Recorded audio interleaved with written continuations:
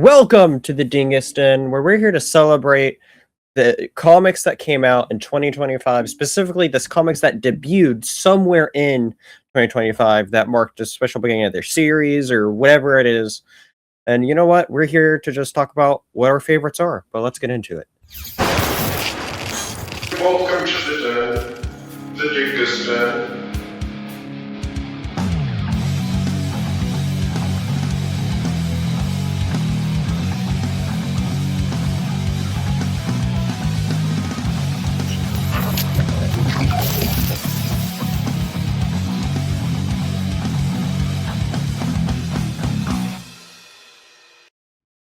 All right. Well, so for this special video, I'm joined by Steve, the co-host of when we did our Comic Den, which that was a lot of fun. But, welcome back here, where we're going to be talking about our favorite number ones or debuts or whatever from that came out in 2025. And, for me, this was one of those that I thought was like a harder kind of list to put together. At first it was hard for me to just think of, well, what even came out, because there's I think a lot, and it's like, well, what came out in 2025? A couple of mine actually being ones that came out in January, so I was like, oh, that does count. Okay, cool. And so but yeah, I actually had a difficult time putting together this list this year, just mainly because I didn't really read as many comic books as I have in the past. It's just been a weird year for me. Sure. So my reading has been kind of sporadic this year. But like once I got started doing the list, I was like, oh yeah, this one. Oh yeah, this one. Yeah. That's how I was too. It's like I was first having trouble of like remembering, and then once you got into looking at things, I'm like, oh yeah, that came out. That's cool.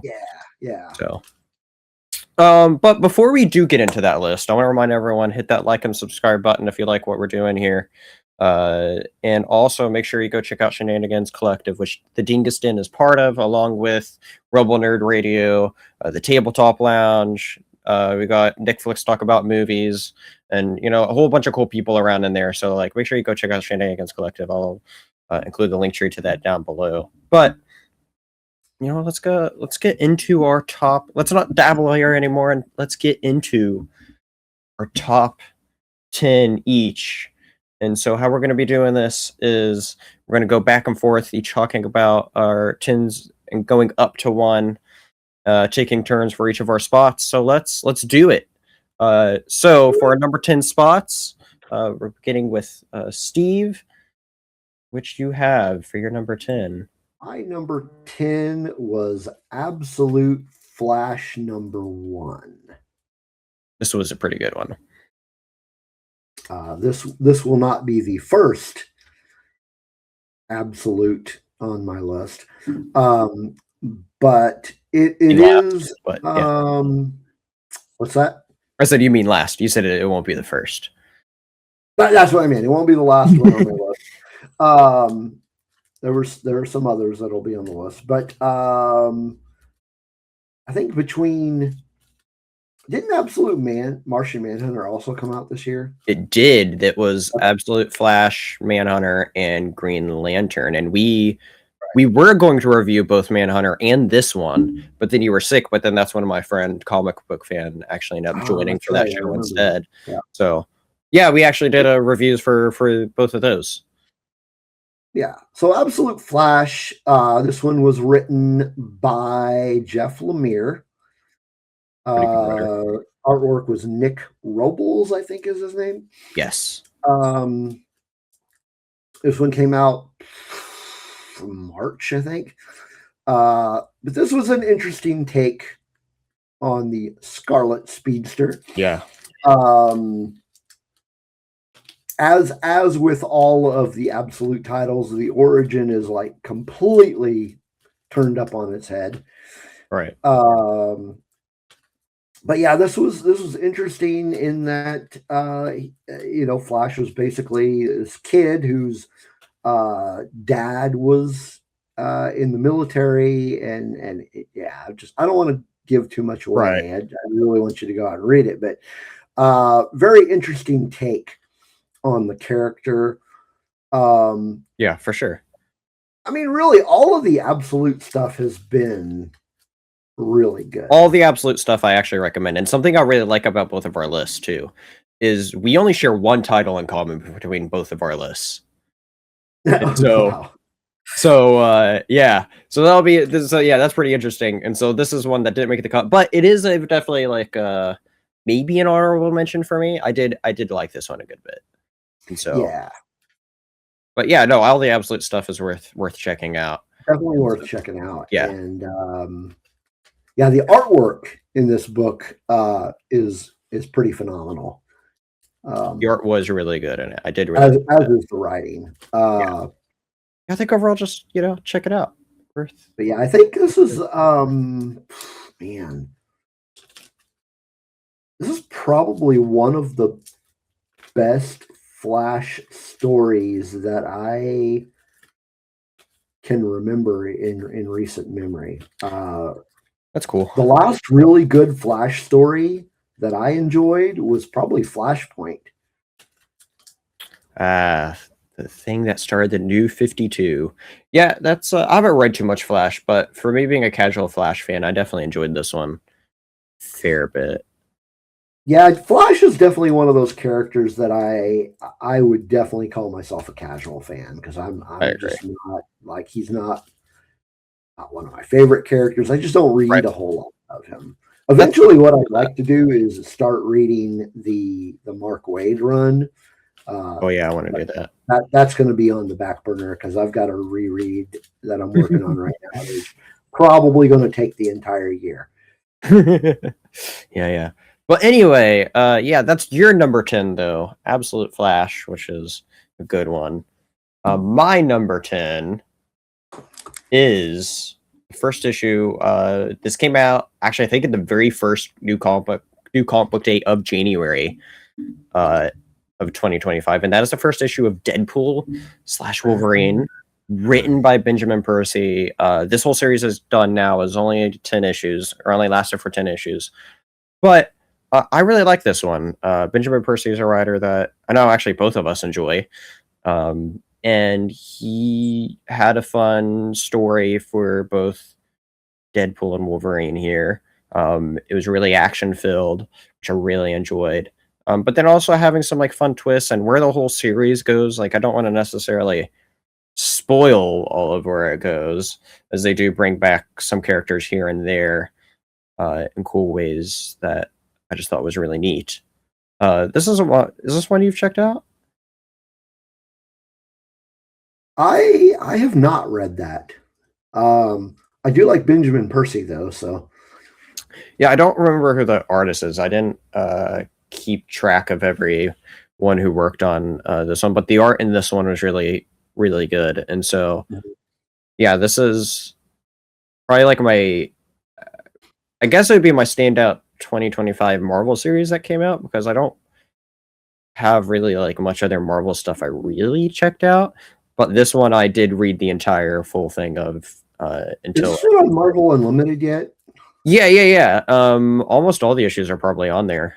Okay, I might have to check it out. Yeah, I definitely recommend this one if you want. It's a nice, I would say, self-contained story for it all. You would think that where it goes, it might set up something else that's happening, but it doesn't because it's not connected in that main way. But it's really cool though. I really enjoyed this story, and so if you just want like a good team up / rivalry, it kind of gets all over the place where they're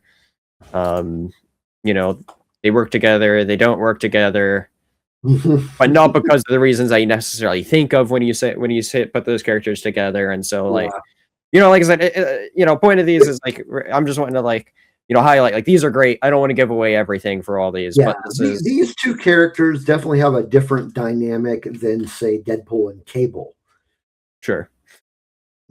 Yeah, it approaches that I think in a different way, as there's certain plot things that happen that it's like, okay, that's interesting, and this would definitely be like an easy bingeable read too. Like once I don't know if it's all out there yet. If it's not all on Marvel Unlimited, it will be in like a month. So yeah, but Deadpool Wolverine issue 1, that is our my number 10. Okay, awesome. So, you're number 9. My number 9 is another Absolute title. This one is Absolute Green Lantern. It came out in April, and it was written by Al Ewing, who is a really good writer. I really enjoy his work. Artwork was, what's his name? I'm probably going to butcher this guy's name. Yannoy Lindsay. Yeah, I'm not sure how you say that first name, but yeah. I'm not sure. Also a different take, as all the Absolute stuff has been. Very different, this one, which is yeah, really it's not cool. like your traditional space cop narrative. Right. This one kind of starts it out like it's even in a different part of the country. Like they're not in the typical Green Lantern city that Hal Jordan is from. Mhm. Like they're somewhere in like Nevada. But the thing about the the origin with Abin Sur is completely different. You've got like this. Yeah. Yeah, the Green Everything. Lantern is like this terrifying, dark alien force that they have to deal with. Yeah. So it's Yeah. if you are, I am a Green Lantern fan. This is definitely not your typical Green Lantern story. It's unique, even more so than in some of the other Absolutes. I would say it's probably not the most unique, but is maybe what I'd say the second most unique of those stories. Like it approaches the idea in a very different way, which is like, oh, this is interesting, and so it doesn't jive with a lot of people, but at the same time, it's still a really interesting story because it takes some big swings and I guess revolutionizing the mythos in some ways. Yeah, yeah. I actually only ended up reading like the first couple of issues of this one because it fell victim to the comic book list purge. The Coley. But since I do have DC Infinite, I can work on getting caught up on this, which I would like to do. I've just got a lot of I feel that. backlog. I got a lot of backlog reading going on. That's very fair, as we all do. In addition to the massive reread Right. that I started. So. Yeah, I'm most of the way caught up. I have like 2 issues, I think, to catch up on. But like what's going on in it right now is really interesting. They just last thing I read, they started talking about like the other spectrums and stuff, and so how they handle it all is really interesting. But yeah, without saying any too much, this first issue it provided a very and it's not just Hal Jordan either. So that's cool. You've got got a cool hint of what's going on with Hal Jordan there with his hand that may or may not be black. Yeah. So. But yeah, no, that's definitely a good pick. My number 9 is also a DC story. And funny enough, much like my number 10, it also came out in January, like a week after it, I think. And that is the first issue of Jeremy Adams' Aquaman, which I actually just recently caught up on all this stuff because Aquaman just tied into DCKO. And so I this was a victim to my previous comic culling, but then, like I said, I'm all caught up on it now. But this issue in particular makes Aquaman a badass. You see Aquaman's his powers has changed a little bit, so he's trying to figure out what's going on because this is part of their All In initiative, which began in October, dealing with the fallout of the Absolute Power event, where some heroes' powers got switched up. Most of them remained the same, but Aquaman was one of those few that his powers got switched. If I remember right, I think it got switched with Mera, I think. But point is, though, is this is a really cool, like, new era for Aquaman that we're in. And it's also written by Jeremy Adams, or if you don't know what he's worked on, he's currently the writer of the modern Green Lantern, which we did a big episode of up to what it was talking about at the time, or covered at the time, as kind of like a general comprehensive of like, this is his awesome run. And so because I was such a big fan of his, I went to check out his Aquaman, and I really liked what he did here with this Aquaman. This first issue, like, it brings in some awesome action. You're like, oh, this is what we're getting with an Aquaman book. Okay. And the art in this is really good as well. Shout out to John Timms for this artwork, which I thought was just fantastic. He makes the water sequences and action just look beautiful. And a friend made fun of me the other day for why I was reading Aquaman, but I was like, but Aquaman's cool, and this proves Aquaman's cool. And so I think this one's worth checking out. I don't remember. Is this one that you checked out the first of? I have not checked that one out. I'll have to give it a shot. I heard an interesting rumor or read an interesting rumor about Aquaman. They're going a different direction sometime next year and making him space-based. I don't know what they're doing next. I think his early, I think his early solicitations said that he's doing something drastically new, and I remember hearing something about it, like what happens after all the DC KO stuff that's going on right now, because Aquaman's one of the titles that's directly tying into it right now. But it's very possible, and that's right. Like Aquaman, what this run did before the DC KO tie-in was really interesting with expanding the mythos, and so and going in some ways, there's without saying who, there is a space-based character that does appear in the book, and so it does some things. And I'm just gonna leave it at that for everyone. Go read this book. Don't laugh because it's Aquaman, because Aquaman's actually really cool, and this proves Aquaman's cool. So, okay. All right. All right. Let's get into our number 8. Your number 8. This one's a Marvel issue. All new Spider-Gwen #1. Ghost Spider. I'm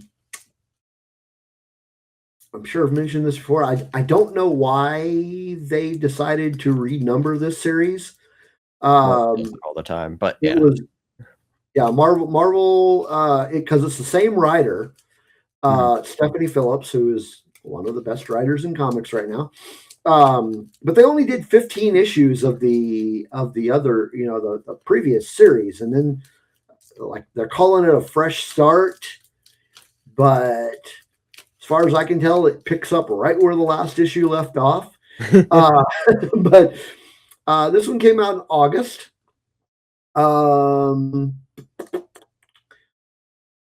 The artist, it's not the same artist from the previous series. This one is I'm going to butcher this name too. Paolo Villanelli. I'm not even going to try it. I'm just going to totally butcher it. But this one is fun. I just really like the series, and Stephanie Phillips is a really good writer. But this one has her. This is a good start-off point, I think. It does do a little bit of explanation of what's been going on in the series, so this would be fine for a new reader, I think. But I'd still probably suggest you go back and read that other series, because the whole multiverse event and the power cosmic plot points might be a little confusing. You'd be like, what the hell? She does have a new costume, not terribly, like, not. It's a little bit different than the other one. I like this one that's on the cover. Yeah. But she's gonna have new enemies. Living with her dad, who's alive. And she is starting a new band, which is a lot of fun. But yeah, this book was a lot of fun. I really like this character, and I really like Stephanie Phillips as a writer. So very cool. Definitely go check this one out if you haven't. But again, also you probably want to check out the series that predated it. Yeah, I've never read any Spider-Gwen. I know this is like one of those characters you've kept up with, and I'm like, well, maybe I should try to give it them a read sometime, and so maybe I will sometime. But yeah, very cool. Good number 8 pick, even though I haven't read it, but I will trust your judgment. My number 8 pick is I know something that you haven't read, so I guess it works out. Where mine is The Curse of Shirley Johnson, issue 1. This is a Spawn's universe title, meaning it's within the world of Spawn. Where, if you remember, there was a very infamous killer early on in Spawn. I don't remember what issue, but like within the first 5 issues, somebody named Billy Kincaid, who's this serial killer, and Spawn is dark. And what happens in it, spoiler alert for one of the most iconic Spawn villains there, is that he kills a little child named Shirley Johnson. And this is really interesting. And this is a really interesting, I really liked it because there's a really fresh take on Spawn stuff, right? Like, a lot of Spawn, don't get me wrong, while I really enjoy it, a lot of it can be kind of like retreading ground sometimes. A lot of it can kind of be like same stuff over and over in some ways, like that's just how it is sometimes when you have over what are they at right now? I think 371 just came out, something crazy like that. So when you're talking over 350 issues, that's insane, right? But point is though, is Spawn's a huge universe, and this one provided a interesting way to get into the universe in a different aspect where Shirley Johnson's back. She wakes up in hell and finds that she's different now. She doesn't quite know what's going on. And so it's an interesting way to see a different side of hell and Spawn than you normally see. Because a lot of times when you see hell and Spawn, it's like, well, like sometimes there'd be little interludes with characters there of like the high points of hell, like like the kingdoms or like where the rulers are, like whenever you see Malbolgia there at the beginning, you always see like, oh, it's where the throne of hell is, right? Or any times when like characters actually go to hell, you just see like the main actual parts there. What's interesting about this series, why I really like, is because you actually see this journey through hell in a different way from before, because it's able to, since it's not focused on like a major character like Spawn or one of his allies, you see hell through a different means of having to traverse through it when it's somebody that's not as powerful, somebody that makes hell very scary.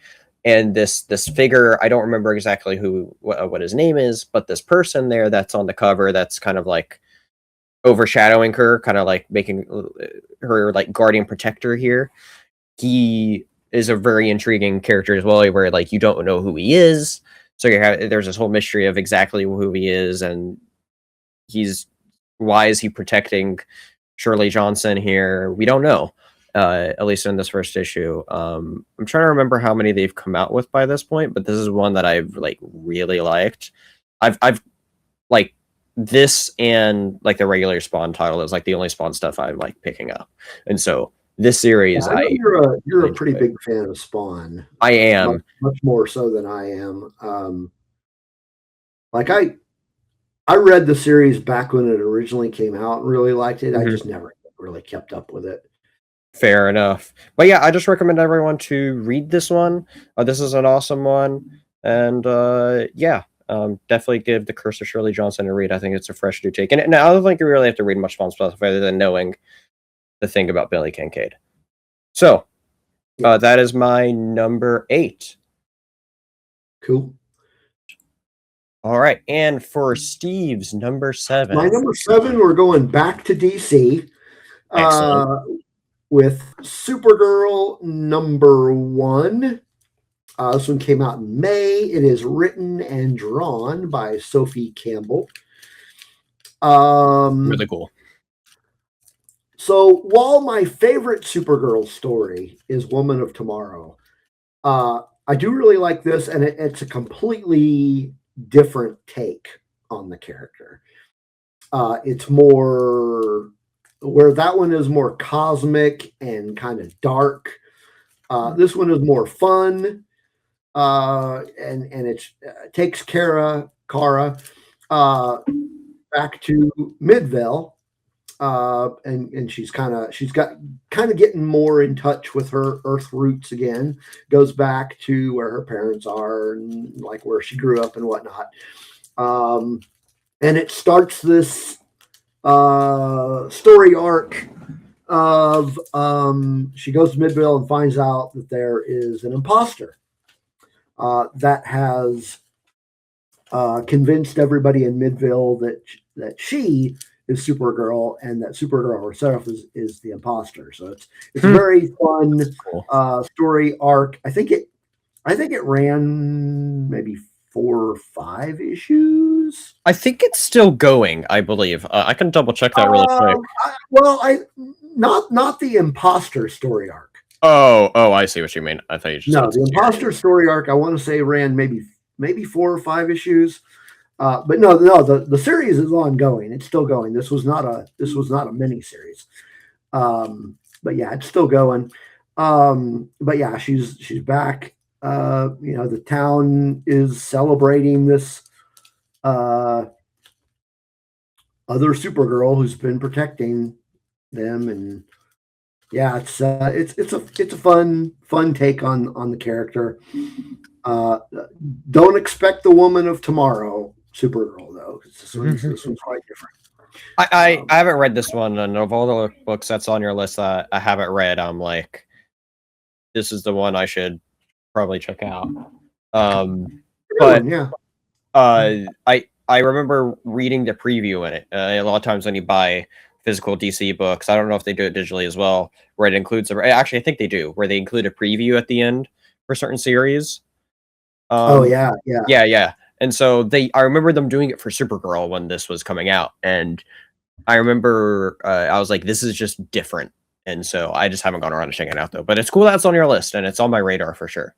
So yeah. My number 7 is a comic that's still coming out right now. DuckTales number 1. No. It is Skinbreaker, written by Robert Kirkman. Robert Kirkman, creator of The Walking Dead, Invincible. This is a whole new IP that has been in the works for many years, actually. Why? Because it's because of the artist involved. A very famous comic artist, David Finch, who is an absolutely amazing artist. He's that name sounds really familiar. He's really known for bringing I don't remember the writer of the run, but he's like huge breakout was Moon Knight with Marvel. His run that he was involved with is what really helped elevate Moon Knight from becoming a more popular character than a niche character into like his popularity as we kind of like know him more today. And he worked on some Batman stuff. And yeah, but his art is phenomenal. Like this book, his art is amazing. Honestly, just for his art, this book is like worth checking out. Like when I say it's amazing, I mean it's amazing. And so it's just great. So great that they put out these treasury editions of the books where it's like these deluxe oversized versions. Good luck finding them though, because they're like apparently they didn't print as much of them. But like his art is the landscapes, the creatures involved with it. It's all just great. But as far as the story itself goes, it follows like these tribe of these sort of like fantasy creature like orcs like people, as you can see on the cover there. And it's all about the main character not really liking the rituals they have going on and trying to change their ways. tribal traditions and stuff that's going on, and how like the tribal cultures have stuff about the way they hunt and like kind of who will become leader of all that, and based off of power. And so the story is interesting. It's Robert Kirkman. He's a good writer, and so like he knows what he's doing with this. But first and foremost, this book is, I keep on saying it, is worth it for the art alone. I think I just got the 4th issue of this, so I haven't read it yet. This is really cool. That's part of the Invincible. This one isn't. No, this is a whole new thing. Okay, this is not part of the Invincible universe. No, there is something else that's part of Invincible. We may or may not see it later, but this is this whole own thing that I highly recommend everyone to check out. That cover art's pretty. I mean, that cover art's freaking phenomenal. I was about to say, I'm talking about how amazing Finch is. I'm pretty sure that's his art there for doing this cover, and it's imagine the whole book drawn like that, and that's what it is. Some of the landscapes in this are just breathtaking, and it's like, oh my god. And so yeah, this is honestly like, it's a must read. Like, I mean, honestly, everything from here on, I say it's a must read, but it's great. It's Image, so it's not on either one of my apps. Yeah. Anyway. But yeah, so now you ready for your number 6? Yeah, give me a second. I'm just looking at the alternate covers on this thing. Good God. It is amazing. Yeah, this thing is pretty cool. Oh man. Yeah, I recommend checking this out a lot. I really like it. Cool. All right, well, with number 6, sticking with DC here. Yes. It's in a pattern. Batman number 1, this new, it's not a reboot. No. It is a renumbering. Kicking off with a new creative team of Matt Fraction and Jorge Jimenez. I probably butchered that one. Sorry, sir. Yeah, when I heard about this one, I was super excited because I like Matt Fraction's work, and I'm like, man, Matt Fraction writing Batman, that's going to be badass. Right. So yeah, this one came. And what's funny is there are 2 Batman titles going on right now. 2 titles named Batman, because we still have the Hush story going on with Jeff Loeb. It's taking forever to do that, but yes. So it could get confusing with the numbering. But this number 1 was put out in September. And it was this issue kind of like the central, I guess, conflict of this one is kind of focuses around Waylon Jones. But he's also, it's also Batman having to deal with Vandal Savage as the police commissioner, and and he's, if I remember right, this one he's kind of having hallucinations of Alfred. We don't know what's going on with Alfred, because it kind of looks like he could be a hologram, could not. Like maybe it's in his mind. We don't know what's going on with Alfred, but Alfred's back in some fake way, but we don't know how. Yeah, that's kind of like a later. I think it's a hallucination, but I could be wrong. I think that's it's a good. You know what? I wouldn't necessarily say this is a good starting point if you've never read Batman before. But it is a good. I mean, I've seen it. I've read in places that it is a fresh starting point for new readers. I guess I don't get that. If you were to get into modern Batman, I think this is a good place to begin. I suppose there's just a lot. There's just, I mean, that's the problem with Batman. There's so much backstory. Yeah, if you've never read Batman, yeah, but if you want a good way, as long as you know who Batman and his characters are, and the know, if you know who the characters are and you want to read modern, this is a good place to go.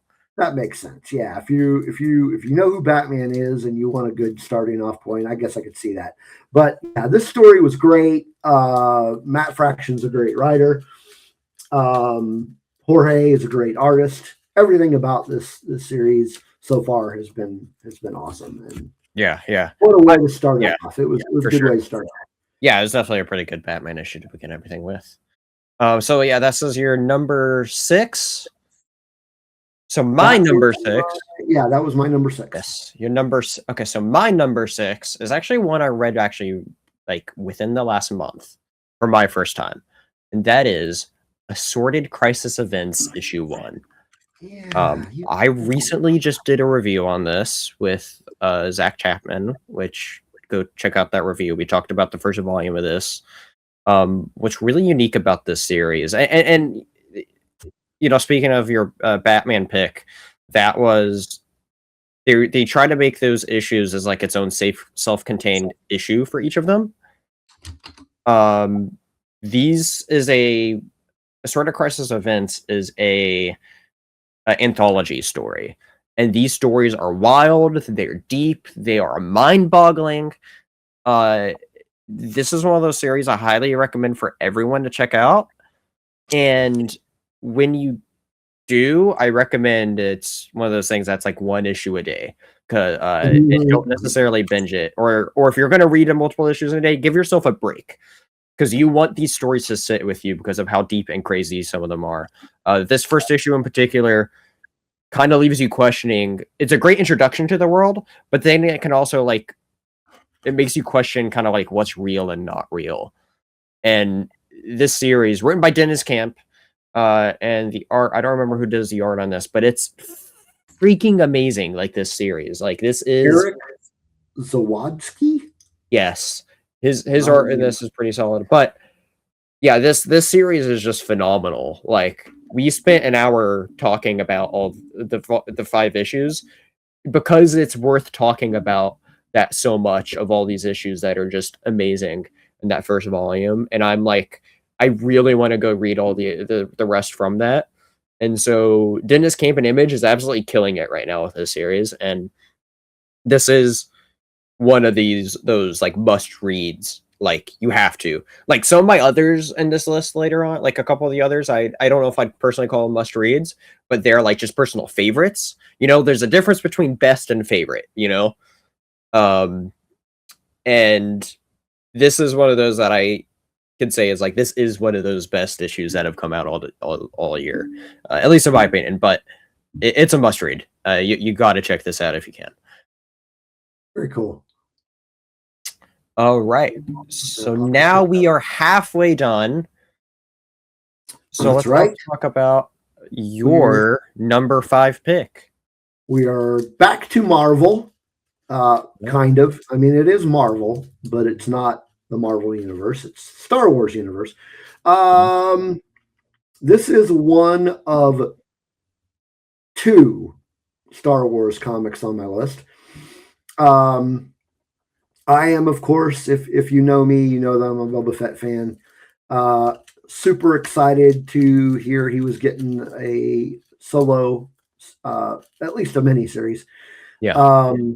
And I really enjoy these black, white, red. They're fun. They're fun anthologies. Yeah, I like these.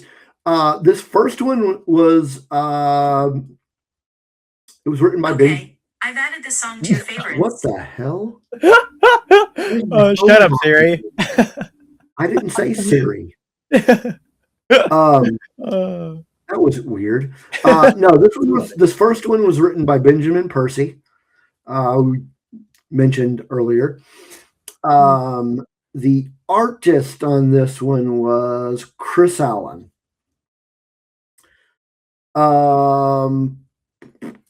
So you know what? I didn't didn't even think about it. I thought that Benjamin Percy was writing this whole series, this whole miniseries. He is not. It's like a different writer every issue.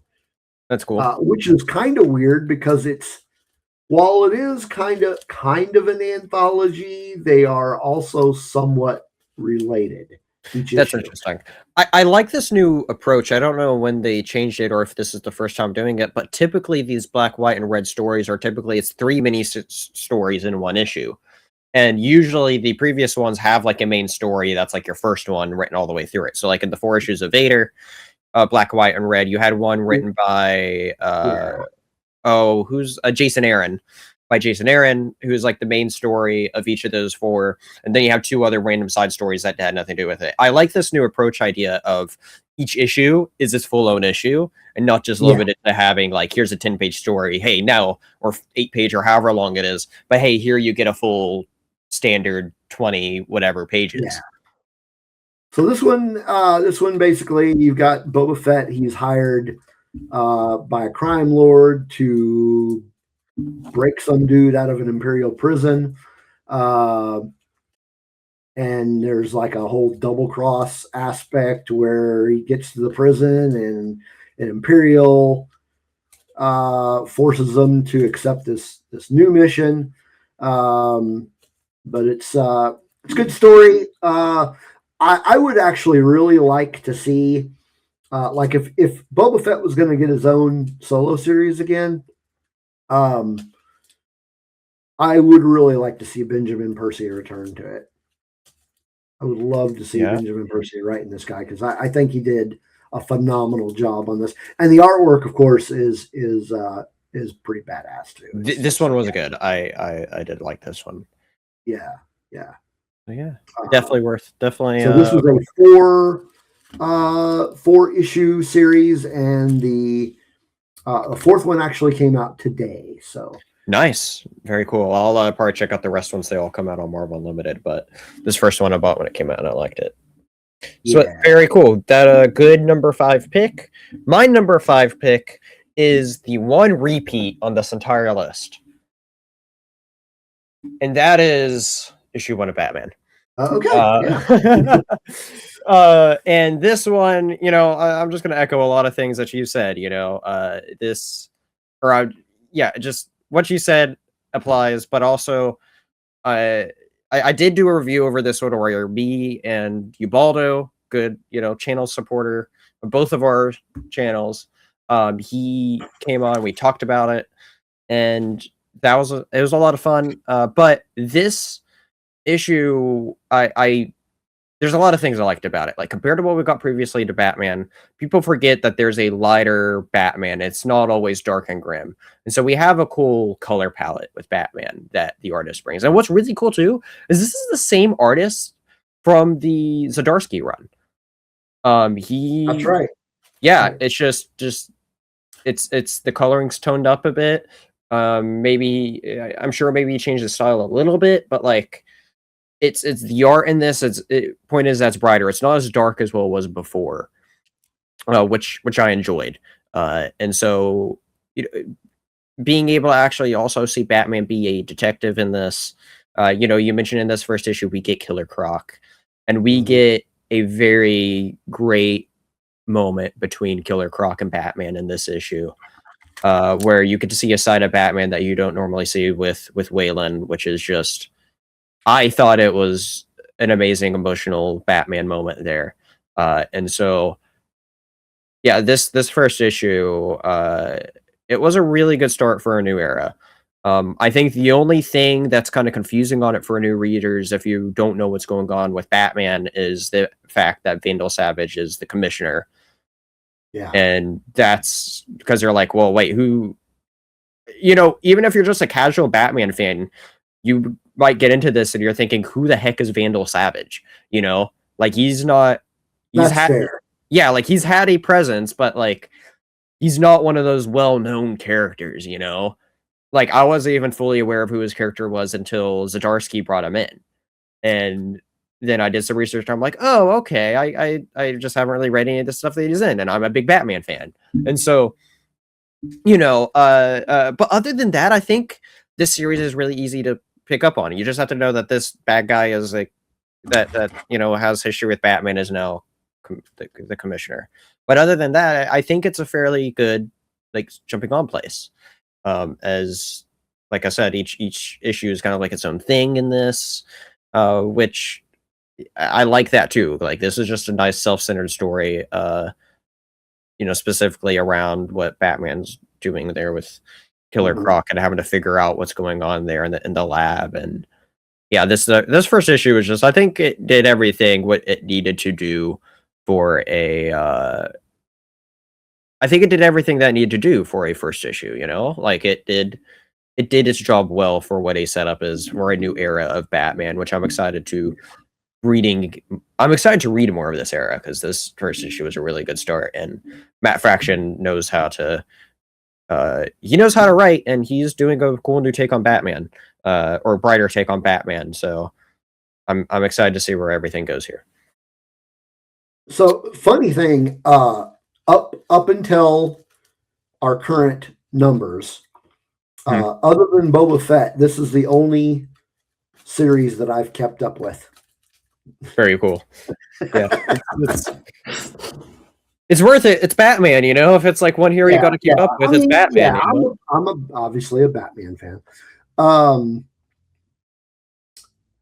Where are we at? Oh, number 4. Okay, so yes, you're number 4. Number 4. So my number 4 and my number 3, there is a very thin line between 3 and 4, and they are kind of related, so that's fair. But I got a caveat I'm going to talk about as well here in a minute. But this is Age of Revelation number 0. Okay, it's not a number 1, but it is it's the beginning. Yeah, it's a start. It's kind of a starting off point for this whole Age of Revelation thing. It just wrapped up today, actually. The finale to Age of Revelation just came out today as we're recording this. Oh, did it? Yeah. Son of a bitch. Okay. I'm behind. So there's a lot to it. This whole Age of Revelation thing, I wasn't originally planning to read it. Not because I didn't. I'm a big X-Men fan. I'm not gonna lie about that. Huge X-Men fan, but I was just like, there's just too much going on here. There's a lot. Oh man, it's just so. But finally, my brain just got the best of me, and I was like, all right, I'm gonna read a couple of them. So I ended up reading this and another one, and now I'm trying to catch up with like the main series, not really all the tie-ins. So I read this one. It's written by Jed McKay, who has done a pretty good. I mean, he did a great job on his X-Men run, and he's a pretty good writer in general. He's done. I like his stuff. The artwork was really good. It's done by Humberto Ramos. It came out in July. This was one of the kickoff issues of this new event, so it's a good place to start. It's basically it's set in a like a dystopian future. X-Men is good for doing those kind of stories. Yeah.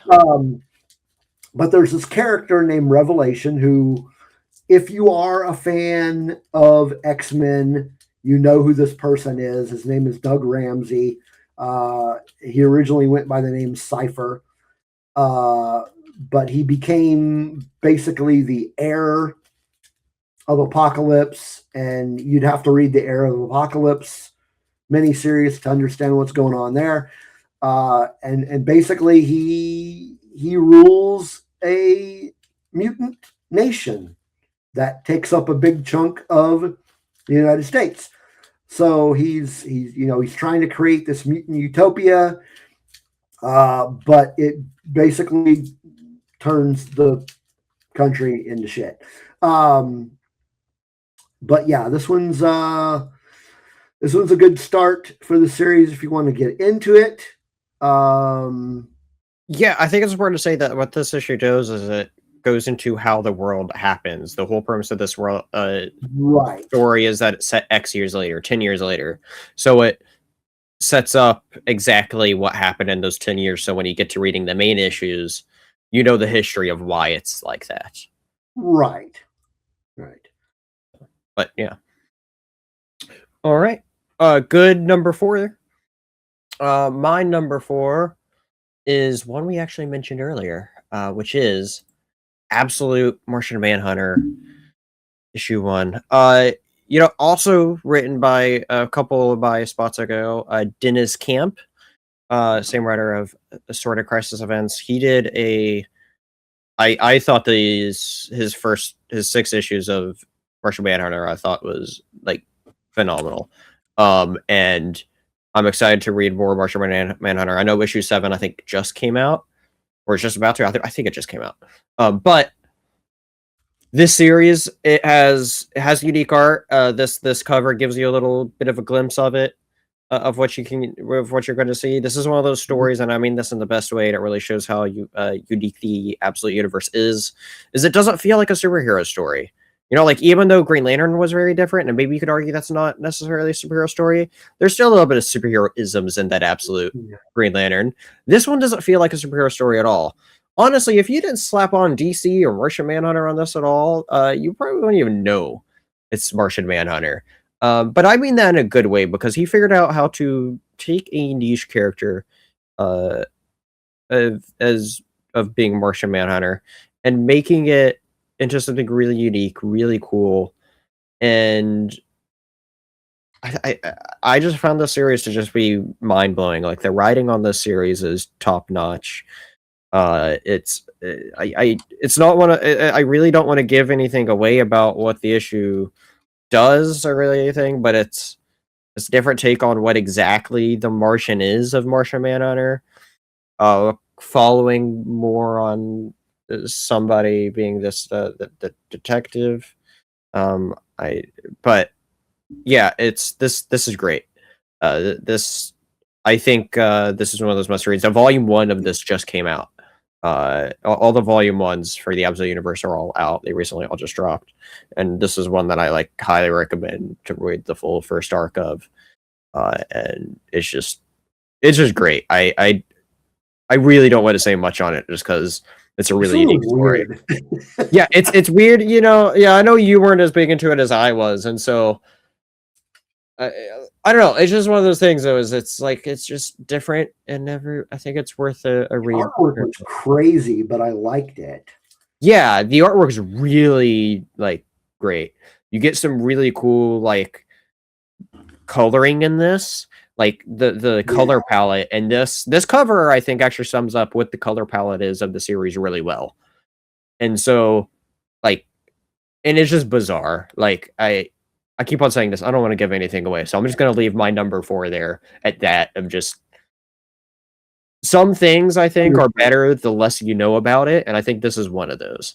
Yeah. And so I'm just going to leave it at that. And now we got 3 left. We're in the final 3 now. Our top 3s. Yep. So let's do it. So my number 3 is another X-Men. It's kind of connected to Age of Revelation, although if you just read this first issue, it'd be like, how is this related?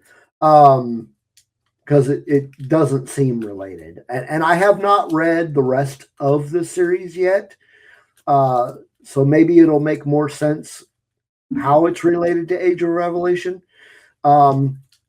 But basically, first of all, so this one came out in September. It was written by Jeff Loeb, big name there. And the artist was Simone DeMeo. Maybe that's how you pronounce it.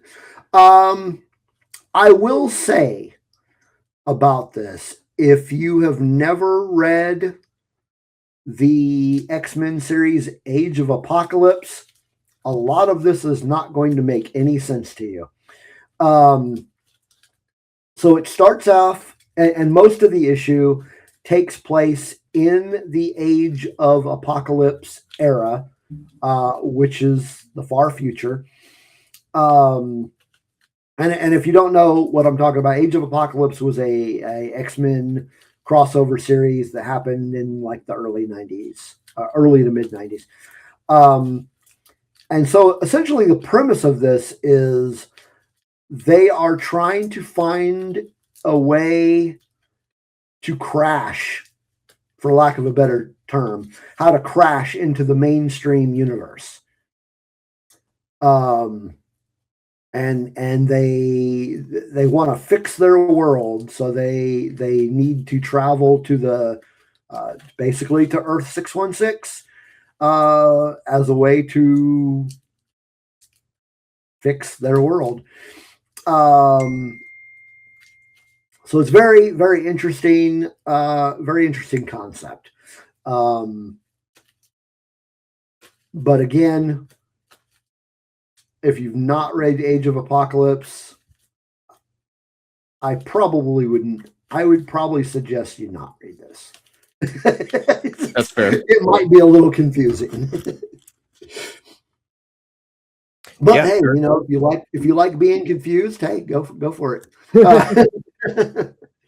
Yeah, I need to read all of it. I thought about buying it all since it just recently all got reprinted, but yeah, very cool. But just based off of that first issue, it doesn't really seem connected to Age of Revelation.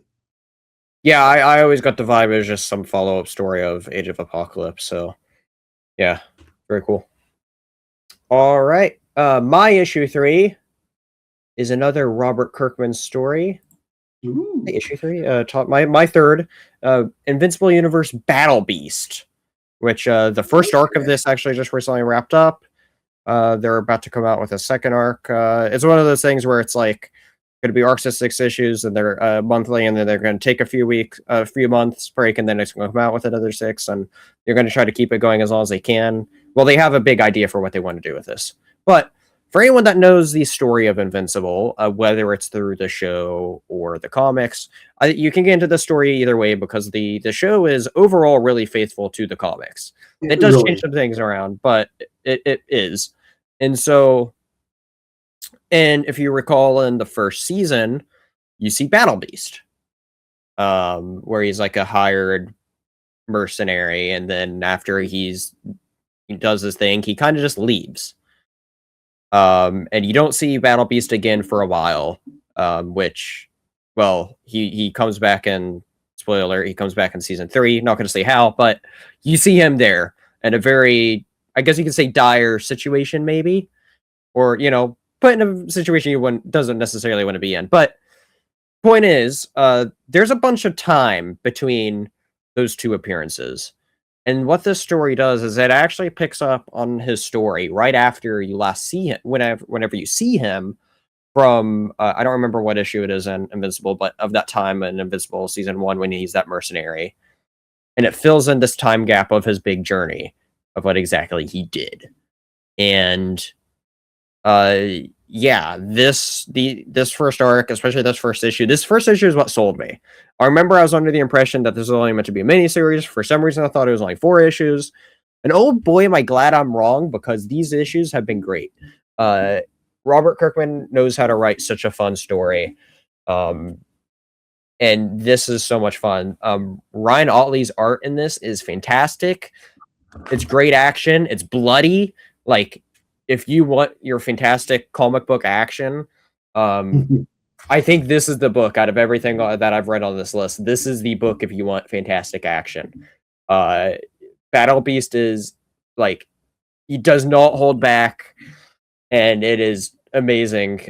He follows an interesting story. Battle Beast isn't a good guy, as everyone knows. He's kind of just, he's just like an asshole that just, like, he only cares about what he wants. And this series does that well, I think. And so you see Battle Beast, trying to form connections with some people. He's on his self journey to essentially prove he wants to be proven that he can be defeated, is what his journey is through this. But he obviously gets involved on a much bigger plot that goes on, and yeah, it's just really cool. It kind of the general course of the series kind of goes, it shifts from being like a sci-fi to a fantasy, but I mean that in a good way. But this first issue in particular was a great beginning point, and I I'm so glad I ended up picking up this series on a whim because it ended up being one of my favorites of this year. So if you're an Invincible fan, this is a must read. You got to check this out. Very cool. All right. So now we Sticking got with Marvel for my number 2. This is the second of my Star Wars inclusions on the list. Big fan of Dr. Aphra. Love me some Dr. Aphra. Quite possibly my favorite comic book only character. Might be a tie. But yeah, I heard, when I heard she was getting another solo series, I was pretty happy about that. This one takes place during the kind of the pre-Force Awakens era. It was released in June. Writer is Cherish Chin. Artist is Gabriel Guzman. So, our favorite archaeologist / scoundrel is basically forced into working for the New Republic. There's this new agency that the New Republic creates called Dagger. It's like Department of something dark side. Something to do with artifact retrieval. Okay. So she's recruited. She's forced basically into, because she's a criminal. She ends up teaming up with Luke Skywalker in this one, and she's chasing after this artifact. But if you're a fan of Dr. Aphra, definitely check this out. If you're new to Dr. Aphra, I would say this is a good place to start off. Okay. It doesn't really go into her backstory much, but you get a really good sense of who she is. Nice. Her, this whole, she's very morally ambiguous. Okay. She's a scoundrel. She's what she is. That's cool. I looked up the Dagger thing because I was curious about that. It's DAAGR. It stands for Department of Artifacts and Archival Goods Retrieval. So there you go. Okay. All right. Well, cool. Number 2 pick. My number 2 pick is the first of what you could say is one of the biggest comics of the year. Actually, both of my last 2 are some of the biggest comics of the year. But in particular, my number 2, and this one actually battled issue 1, or my top favorite. Pretty close, and it was for different reasons. But what it is DCKO, which, listen, Marvel, they do a bunch of events, but I think DC knows how to really elevate them and make them into something more special. And this one, I think, proves it, where this issue, it's fantastic. They've been slowly building up this threat over the last year that Darkseid's, there's stuff going on with Darkseid, as we saw in the All-In special that came out a year before this. And this is what it culminated to, is a giant cosmic tournament where the heroes and villains compete. And this first issue is a really good start to all this. Also, these issues have a really cool covers here too, which you see whenever you buy this issue physically. I maybe I should pull it out to show you all, but it's like a plastic bit where most of it's black, like you see there, but do you see how it spells out DCKO? Those are clear when you open it up, and that's the main cover that you see there, which is really cool. And anyway, that cover is chaotic, and I think that actually really shows really well what this first issue is, where essentially the only way Darkseid is completely powerful. The only way they have to the only way they can beat Darkseid is they have to compete for who is worthy of holding this cosmic power. What exactly all that stuff is, I'm going to leave intentionally vague. But point is, though, is a bunch of heroes and some villains.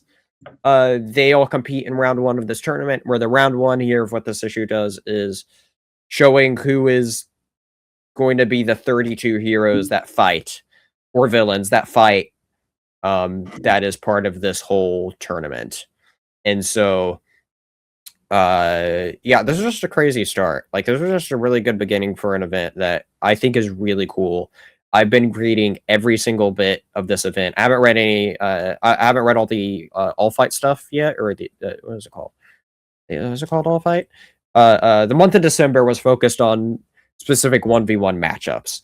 How exactly before that they progressed from one round to another was different. Such as this, the premise of the first one is the first 32 heroes to cross the finish line are the 32 to make it in. And so you see a bunch of, just heroes going at it, villains going at it, villains being douches, as they do. Some surprising twists. There's some great art. This is written by Scott Snyder. I don't remember who the artist is of this. Hold on, I'll look this up here really quick. But it's a really exciting book for sure. The art of this issue is Javi Fernandez. I hope I said that right. As well as Alexandro Sanchez. So they do great stuff in this book. It's really cool. There's some also really cool like unique panel layouts in a couple bits of this too, where it's like you're playing a board game as it goes through, which is like really cool. So anyway, this point is DC kills it with their events. DC KO specifically is a cool one of trying to figure out, like, I don't know, their whole take on a, I guess you could say, tournament of power like event, but they don't make it just where it's just 1v1 fights in a huge bracket. How the heroes go from one to another is cool. It's different. And it's at the very least, I think it's worth checking out these main DC KO issues, which they're pushing it hard. I understand why. And it's just a lot of fun action, and it's an awesome big event. Yeah. So yeah. All right. We have our top spots, or our top spot left. Our top spot is all that's left. Our number ones of what is crowned our personal favorite number ones of this year of the year of 2025 that brought us. And this is tough. Overall, there's a bunch of books that didn't make my top 5, or not top 5, top 10, and but I think these, I guess, were the easiest ones for us to do with the top spot. So let's do it. Top 1 is a DC comic. It is Absolute Batman Annual number 1. This was really cool. Yeah, this one was not written by Scott Snyder, who is the main writer for Absolute Batman. Right. This one came out October. It was written and drawn by Daniel Warren Johnson and James Herron. Not two names that are super well known. I don't think. Daniel Warren Johnson, he's gotten a lot of. I think he's grown a lot over these last few years. He's not done really a huge name yet, though. He's done well, I think actually I kind of disagree with that, but he's done Wonder Woman Dead Island, is that what it's called? I did a review of it like a month or two ago, which was awesome. Sorry, Dead Earth. Wonder Woman Dead Earth, which is really good. And he has gotten a lot of fame for his 24 issues run of Transformers that he just recently completed. Which Robert Kirkman recently switched over, but this was a huge deal. This is great.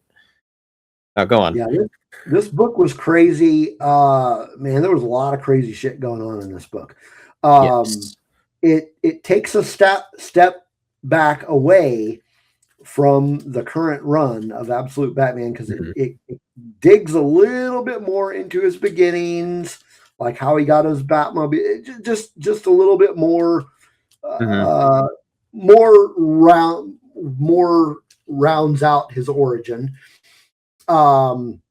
But there is some crazy stuff that happens in this issue. Oh yes.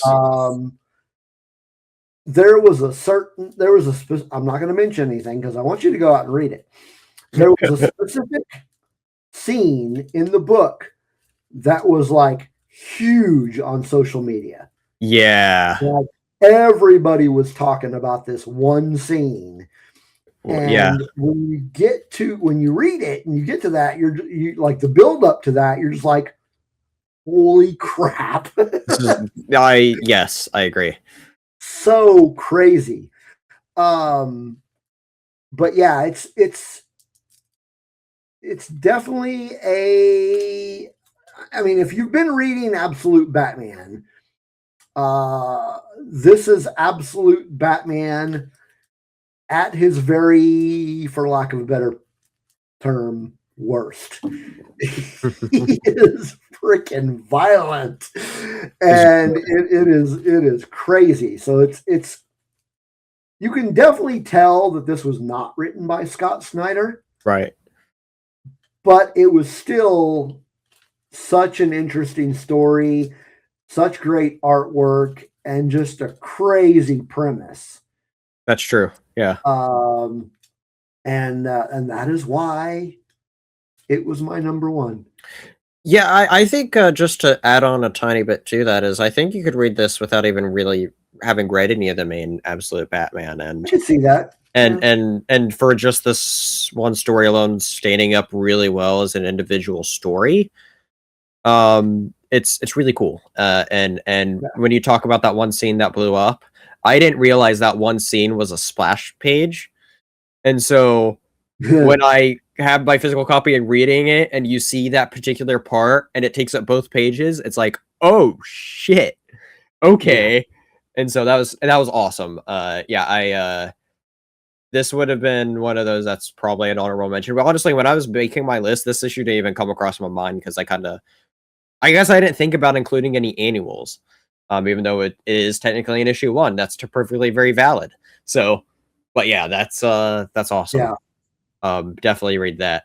All right. So my number one, what takes my spot isn't what I think is the best. If you put on McScrooge on there. That's hilarious. I should have done something funny. My number one is what if Goofy became Spider-Man? No, I'm joking. I haven't read that one yet.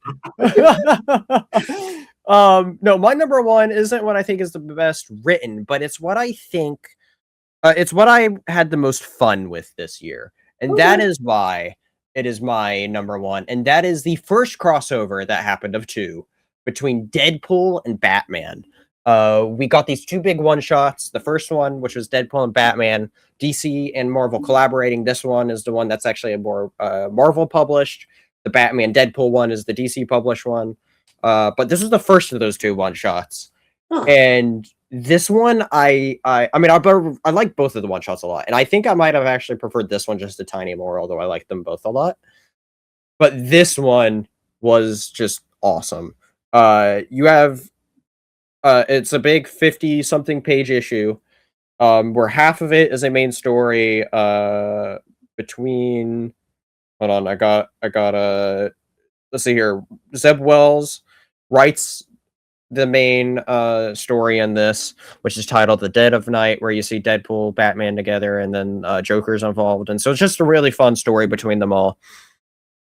Greg Capullo, who is one of my favorite comic artists of all time, did the art of this main Deadpool Batman story, and it's just an absolute blast. And that's only half the issue. And it was a solid one too. Like, I thought the story was solid. I know a bunch of people aren't a fan of Zeb Wells. I haven't read much of his stuff, but this I thought was a lot of fun. Deadpool has so much fun making fun of Batman stuff during it, and it's just a blast to read because it's like you get to see Deadpool making fun of Batman for most of the time, and then you see stuff go on with Joker, and you know, Joker's always a fun character to read, and you see all this crazy stuff go on between them all. It's just a blast to read. And I said that's only half the issue. The other half of the issue are short stories. First one, written by Chip Zdarsky, pencil and coloring done by Terry Dodson, is a Captain America and Wonder Woman crossover, which is they for how they cross over. It takes a really unique idea for how they cross over with each other. The second short story is written by Kelly Thompson, art by I'm going to butcher this person's name, but Guri Hairu. It's a It's a really cute crossover between Jeff and Crypto, which is just adorable. Because anytime you see Jeff, he's just adorable, and Kelly Thompson writes all the Jeff stuff that you could read on Marvel Unlimited, which is just adorable. And so seeing Jeff and Crypto together is just adorable. They're so cute. Next short story is Daredevil and Green Arrow, written by Kevin Smith and Adam Kubert doing the art on that, which is just awesome. That was a lot of people's actually favorite story during this. I think I should read this. This is on Marvel Unlimited right now. I'm actually looking at the credits on Marvel Unlimited for it right now. So definitely I recommend checking it out. Yeah, the Kevin Smith story is really good. I'm looking at all the writers on here. I'm like, yes. Holy crap, man! There is a 2-page story that I wish I went on longer, which is written by Al Ewing and Dyke Ruan, doing the art on it, which is a Rocket Raccoon and Green Lantern crossover. Which, even though it was only for 2 pages, I loved how those two crossed over for 2 pages, and I wish we could have gotten more of that. We got Old Man Logan and the Dark Knight Returns crossover, where Frank Miller both wrote it and did the penciling on that, with Alex Sinclair doing the coloring on it. And then last but not least, we got a very interesting mashup of a new character that I'm not going to say exactly who it is, but Ryan North, who is known for writing a bunch of Fantastic Four. And also he's about to be the new Flash writer, which I'm so excited for. He created a new character with Ryan Stegman called Logo, who it looks like we'll just say it's a new amalgam character that, even though it's just like a couple page tease of who exactly this is, I'm really excited for what exactly this new Logo character is going to be for when we hopefully get more of these things. And these crossovers are doing well. They've, like I've said, they've done Batman and Deadpool as opposed to Deadpool Batman. A lot of people get confused thinking it's a reprinting. No, Batman / Deadpool is different than Deadpool / Batman. You can read them in whichever order, but this was the first one to come out, so it's sure technically all one-shots are a #1, but this is also, not only is this a one-shot, but this also marks the first of the current Marvel and DC crossovers that they're doing, which we've been seeing these announcements of, where we got Flash and Fantastic Four one-shot on the DC's app as being one of those digital-only comics. Marvel got one that was of Thor and Shazam for one of their digital-only comics, and recently announced we are getting a new Spider-Man and Superman crossover. But point is I have a blast with reading crossovers and seeing these writers have so much fun with having characters cross over with each other. I love this issue when it came out. I didn't have much on the iPull list the week this came out, but I was like, I need this issue as soon as it came out, and it did not disappoint. This may have been the most excited I was to read an issue for the whole year, was this issue.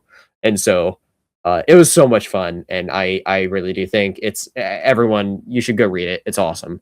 And so and that tops off our top 10s of 2025, where I think it's fair to say we covered 19 different comics, which all are worth reading. I'm going to trust yours are worth reading, and I'm sure you'll do that to me.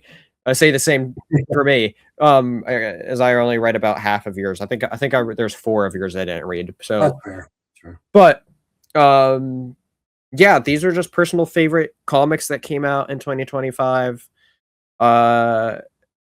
And yeah, these were all awesome stories, and excited for what comics will come out next year. So we'll see. I think there's a lot to be looking forward to, at least on DC. They're bringing back a bunch of kind of niche characters in new series, which is exciting. So we'll see what happens as far as the future of comic souls for 2026. And maybe we'll be back next year for another ranking of favorite issues of the year. We'll see. But maybe we'll see. But without further ado, thank you everybody so much for watching. This was a long video, so thank you for anyone who made it here to the end as we counted down through all of our top issues of the year. And you know, like I said at the beginning, but make sure you go check out Rebel Nerd Radio. Make sure you go check out everyone else involved in the Shenanigans Collective, and also make sure you hit that like and subscribe button. You're in the Dingus Den for more great content like this, more comic reviews. Check out our Smallville show on Saturday nights, and occasionally I'll game on Twitch, twitch.tv/the Dingus Den. Also, where my D&D stuff is streamed Monday nights, so check that out. Anyway, we're out of here. Have a good one, everyone, and I'll see you all next time. Bye. Later.